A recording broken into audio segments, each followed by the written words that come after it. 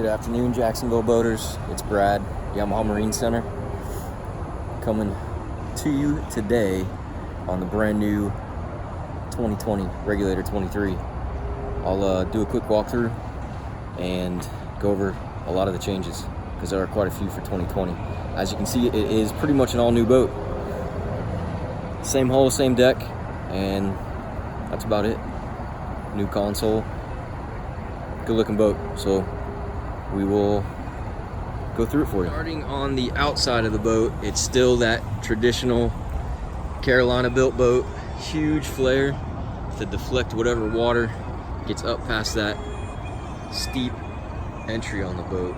Still a 24-degree boat, and it's probably closer to high 50s or low 60 on the entry on the front. You can see how steep that angle maintains all the way through the boat, which gives it one of the characteristics of its great ride. And those substantial lifting strakes there help it plane a little bit quicker because she is heavy. The boat measures 23 feet 5 inches, and that's bow to stern aft bulkhead.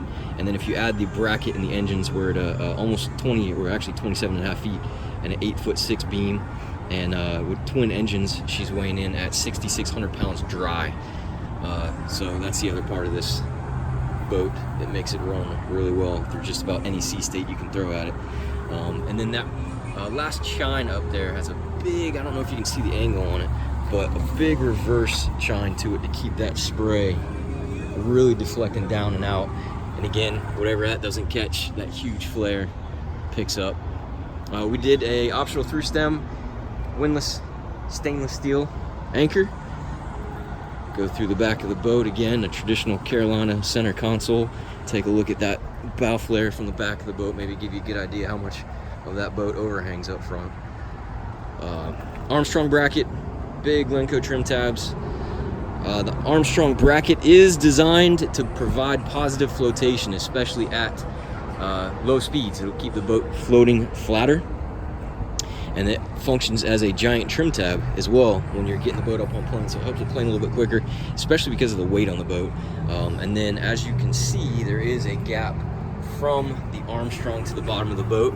What that does is it gives a real clean path of water to really have these Yamaha Twin 150 digital electronic control engines grabbing nice clean water. Big scupper drains, self-bailing cockpit. And then up onto the Armstrong, through the dive door, tuna door, whatever you want to refer to it as. And this is where you'll get a pretty good idea of some of the fit and finish that Regulator has. All these doors are built into the mold, so they're nice and finished on both sides. Doors, all the small hatches and everything are resin transfer molded, so they are two pieces made into one to give it a little bit more structure, a little bit more strength, and of course that fit and finish that hopefully will come through on this video. One of the big changes is the upholstery. They're still using white upholstery, which has kind of been a no-no in the past several years because of the pinking and bluing, the bacterial growth on this. But they are trying out a new product this year that is sil leather or sil skin. It's really soft. It's actually a silicone-based product, and it's supposed to be better than traditional vinyls. Back here, one giant live well that goes all the way through to the other side, and you got two doors. Another change is the hardtop. Rocket launcher is also an option that we added on there, but the hardtop is surfboard edge, handmade, and all of these, I don't know if you can see all these angles up here, but I mean, phenomenal finish for how many angles and curves and all that good stuff they have. It's already pre-set up for your outriggers with some core material, and one of the biggest aesthetic changes that they made is that integrated windshield. So everything is fully enclosed now instead of the old school where they had just a glass windshield that kind of came up halfway. And what that did is really clean up the rest of the hardtop too. You can see how it's fully integrated into the console now, because the console is considered a structural member of the boat. So it's just super clean. I mean, you almost can't tell at times where the hardtop ends and the console begins, or vice versa. Really pretty looking boat. Controls, it's still coming. Actually, another upgrade is the switches. So they've gone from the old school rocker style to these push button backlit LEDs. And let's go with the vent window. So you can see it lights up blue for the windshield to go out, and then red for the windshield to come back in. And then you can see if they're more than a 1 or 2 position switch, like the navigational light, it lights up blue for nav and anchor. And if you're just anchoring, it lights up red, and then you know it's off. It's pretty handy. Polk stereo, standard. I believe it's a 4-speaker setup that comes standard on the boat. We can upgrade to the new DSP system, which is a pretty phenomenal upgrade if you're into music and all that good stuff. The Yamaha electric binnacle, and then the Garmin 8616, brand new for this year, all factory installed. So this is all standard now, coming on the boats. And then the what is the name of this? 6x9 gauge, I believe. The command link stuff, you can see both engines on there, and it also shares the engine information straight into the Garmin screen. So it has a gateway installed on already with that proprietary Garmin cable that allows the same display that you would have on here or the CL7 on your Garmin 86 series. Windlass switches there, trim tab switches, tilt steering, and it is standard with Sea-Star Optimus as well. I forgot to mention the transom seat. They beefed up the fiberglass on here a little bit.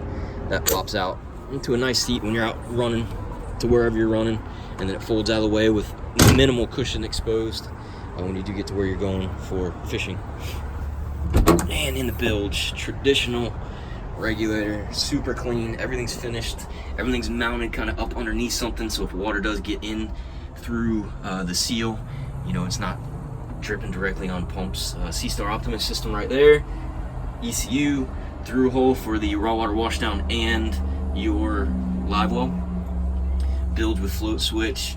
What do we got there? A B150 mid-range chirp transducer, and then your pumps. And as you can see, with all this new stuff, they blessed it with some unicorn tears there in the freshwater system. Actually, that's a raw water pump, and they still do antifreeze on it. Don't normally have to worry about that down here in Florida. Being that this boat is technically a 5-piece boat, the deck cap is put on after the deck is laid, so you have some, you know, nice room underneath the boat all the way around, walking space, and you see where the stringer gird actually juts out into the walkway there. So Regulator does not do anything that would jeopardize the build quality of the boat and the ride quality of the boat. So everything's built around the structure to give you that legendary ride. A little bit of tackle storage in here. Sorry if I'm all over the place. I just really impressed with the new boats. Freshwater on this side, little hose hanger, and then you got raw water over on this side. This boat, we did option just a standard porta potty instead of having a holding tank on it. But you can see huge headspace, plenty of storage, access to your electronics through that pad there, and then batteries there, DC switching, and then your Sea-Star Optimus computer if you ever have to make any kind of updates or anything. Also upgraded this year to friction hinges. Thank God. Finally, door stays where you put it. Nice fold down armrests on the forward facing seat on the helm. You still have a cooler space up front. Everything drains overboard. And then we optioned this one with the forward facing backrest. So it does make this boat into a nice little cruising boat as well as a hardcore fishing boat. So they're trying to hit multiple markets there for you. Again, insulated boxes, storage, fish. We have a nice gasket to keep it dry. Again, huge, thick hatches. You know, being a 26-foot boat, weighing over 6,000 pounds, they use plenty of material. One of my favorite parts of the boat is this huge coffin box. It is the only macerated fish box on the boat, but should be big enough for most offshore species. And you also have some rod storage in there because it locks. Anchor locker up front. You have your controller there, and then your tie off, all that good stuff. They went standard to 125 feet of chain instead of having nylon road, which we can actually splice some nylon onto the back of it if you chose to do so. Big hard top for protection, plenty of room to install any accessories, new FLIR cameras, radars, satellite TVs, whatever you want to do. Helicopter launching pads. Just one last overall walk around of the boat. Freshwater tank. If you have any interest in this boat or others we carry, we are in Orange Park on Wells Road, right off of 295. You probably hear all the traffic back there. We're still sharing a building with our BMW Ducati store. So if you need a motorcycle, come on and do that too. Or you can call us 904-644-7631. Ask for Brad or Barton. And our website is YamahaMarineJAX.com.